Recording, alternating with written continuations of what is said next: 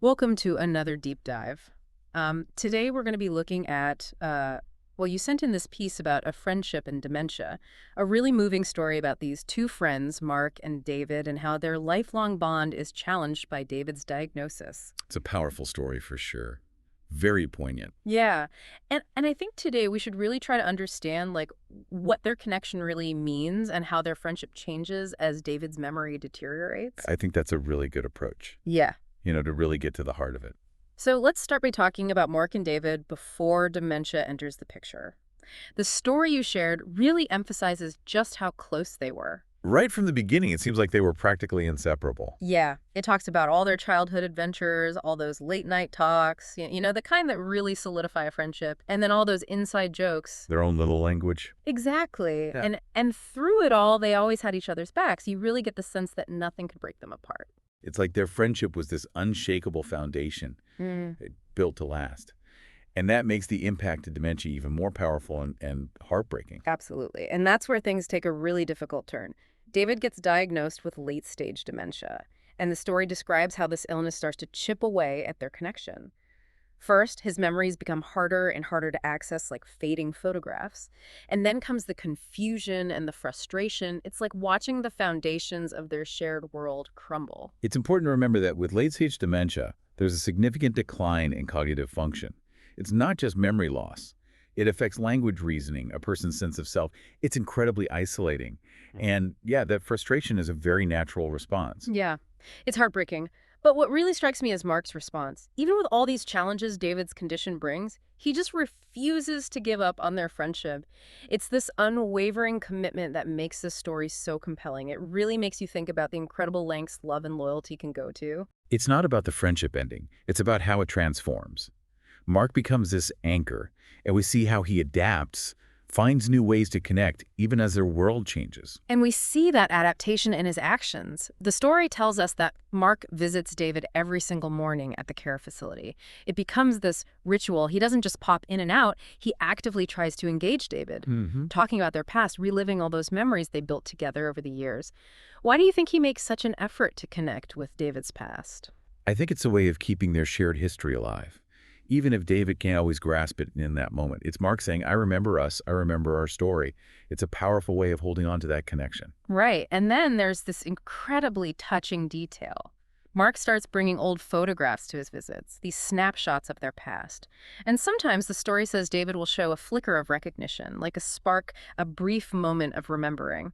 But other times there's just this blank stare, this silence. And that must be so hard for Mark to see. What do those contrasting reactions tell us about memory and connection in the context of dementia? Those photos are like anchors to the past, visual cues that sometimes can break through the fog of memory loss. And David's responses, they highlight how unpredictable dementia can be. Those moments of recognition are precious. They offer a glimpse of the person still in there. But those blank stares, they're a stark reminder of the illness's impact, a really difficult reality for everyone involved. And it's during one of these visits while Mark is simply holding David's hand that he has this realization. He realizes that the memories are becoming his to keep safe, his responsibility. It's not a shared experience in the same way anymore. It feels like a turning point in the story. How does this shift from shared memory to individual remembrance change the relationship? It's a profound shift. It shows us that Mark is becoming the custodian of their past. It's not about trying to force David to remember anymore. It's about Mark cherishing those memories himself, keeping their friendship alive within his own heart. It's a beautiful act of love and acceptance. Then, as David's illness progresses, he's moved to a hospice facility. This feels like a movement toward the inevitable, a shift towards comfort and peace. It often marks a point where the focus changes to managing symptoms, ensuring comfort, and preserving dignity in the final stages of life. And even in this new environment, Mark doesn't waver. He still visits every day, offering quiet companionship. And as David's ability to communicate fades, Mark whispers these reassurances, I'm here, I'm not going anywhere. Those words are so simple, yet so powerful. What does Mark's presence communicate at this stage when words aren't enough? His presence becomes a language in itself. It's connection through touch, through simply being there. It transcends words. It's a way of saying you're not alone, even when communication is difficult. It speaks to a deeper bond that goes beyond memories and words. And then the story reaches its conclusion. David passes away peacefully with Mark at his side. And there's this one detail that stands out. David gives a faint smile. The story suggests it's a moment of recognition, a sign of peace, perhaps even a final silent expression of their love.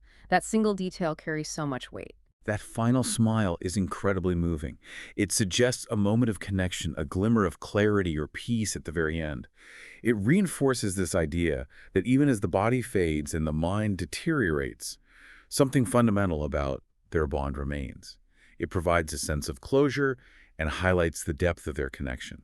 And the story leaves us with this powerful takeaway for Mark. He realizes that their bond went beyond memory. It was forged through years of shared moments, but ultimately, it lives within him. Exactly. It's a beautiful illustration of how the essence of a relationship isn't just about recalling specific events. It's about the emotional impact, the love, the way they shaped each other's lives. That's what endures. So as Mark leaves the facility that day, he carries his grief, but also a deep sense of gratitude. He knows that even though David is gone, their friendship, all those memories, all those smiles will live on within him. It's a hopeful message amidst the sadness. It speaks to the resilience of love and the lasting impact of connection. Even when one part of the equation changes the love, the lessons, the shared experiences remain a part of the other person. So reflecting on Mark and David's story, the thing that sticks with you is the incredible resilience of friendship, particularly in the face of such a difficult challenge. Absolutely. It makes you think about what truly defines our closest relationships, what endures even when so much is lost. And it brings us to a final thought for you to consider. How do our relationships shape who we are at our core? What does it mean to carry the memories of loved ones when those memories can no longer be shared? What aspects of connection remain when the threads of experience begin to fray?